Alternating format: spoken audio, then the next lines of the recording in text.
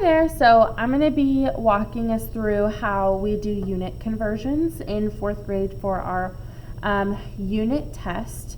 So your students all have access to this bright orange sheet, and it has all the different units of measurement that we use in this unit.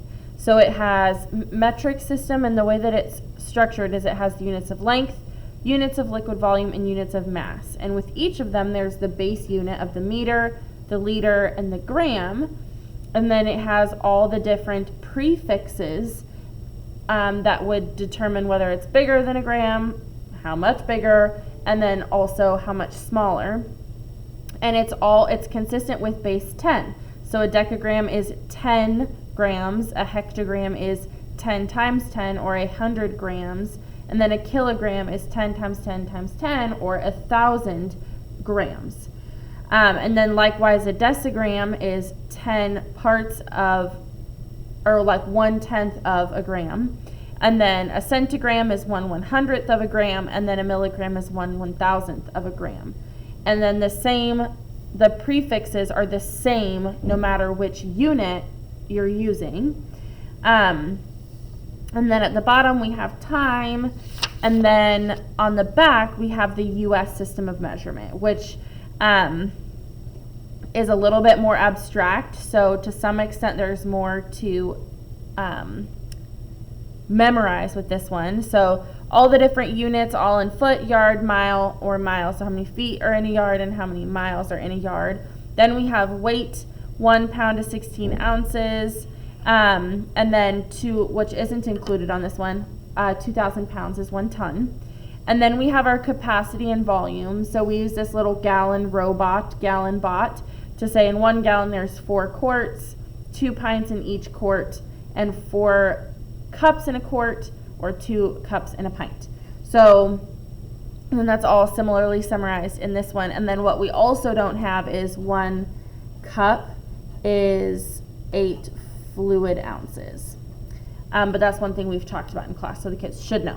All right, so then once we have our units, how do we convert in between them? So this is a skill that the students will have to have. They not only will have to have all of the information on the orange sheet memorized, but they will also have to know how to do unit conversions. So we've talked about different strategies based on the size of the unit conversion the initial size of the unit you have, and then what unit you're trying to convert it into. So horse to fly, you multiply. Fly to horse, you divide, of course. So if I have large units and I'm going to smaller units, I'm going to multiply, because ultimately if I only have 2 meters, but I'm converting into centimeters, I'm going to have a lot more centimeters. I'm going to have 200 of them, whereas I would only have 2 meters. And then same with fly to horse. If I have lots of little units and I sum them up into bigger units, I'm going to have less of these bigger units. So we're going to divide, and that's going to get us our smaller number. So we've talked about that a lot. Horse to fly, multiply. Fly to horse, divide, of course. So as we have some of these example problems, so if I have 4 feet and I'm converting them into inches, well, what I would have to ask is, well, how many inches are in 1 foot? So in 1 foot, I know that there are 12 inches, and since I'm going to multiply, that means I'm going to multiply 4 times 12, which is 48, and that will give me the number of inches that I have in 4 feet. So that's one of the more simple ones, but if I'm, say, converting miles to inches, I don't immediately know how many inches are in 1 mile. So I'm going to have to do 2 steps to complete this one, because I know how many feet are in a mile, so I could convert miles to feet, and then those feet into inches. So I know that in 1 mile, there are 5,280 feet. So then 3 times 5,280, which my brain is going to need to take a minute to do. 6. So is 15,840 feet, and then I need to take that 15,840 and then multiply it by, well, I know that there are 12 inches in a foot, so I need to multiply that number times 12. So then I would do 15,840 times 12.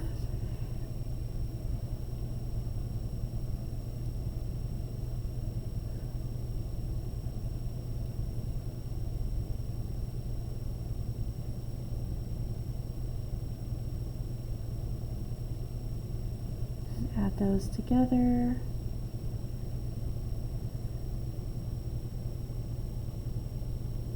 Oops, wrong spot. So then that is 190,080 inches. So that's a big feat of work, but that is what it would look like to convert between multiple different units. And that will mainly happen, like having to do all of those steps will mainly happen if you're using the US system of measurement, because like we'll see in just a moment, with the metric system of measurement, if you're converting from centiliters to deciliters, you would just do how many multiples of 10. So if I'm going up, it would be 10, or dividing by 100, or vice versa. So looking at that, if we then go from fly to horse, divide of course, so I have all my little units, 5,000 milliliters, and then I want to see how many liters that is. Well, if I look here on my liters, a milliliter is 1,000 liters, so then 1,000 milliliters is 1 liter. So then that means that I would divide 5,000 divided by 1,000, which is 5. So then that means that 5 milliliters is 5 liters. And then same for, so kind of like I was about to say, so 4,000 millimeters into centimeters. Well, if I have millimeters and centimeters, that's just one jump. So one, like it's smaller, so it's a distance of 10. So then I would say, okay, well, I have in 10 millimeters is 1 centimeter. So then I would do just 4,000 millimeters divided by 10 is 400 centimeters. So based on its distance apart on like the base 10 system, then that's what I would divide it by. So if I was dividing millimeters and converting them to hectometers, then I would do 10, 100, 1,000, or 1,000, and then 10,000, 100,000. So it would be like a big jump, but that typically won't be on the test. It'll be something smaller like this one. So all of that to say, I hope that is helpful in navigating unit conversions.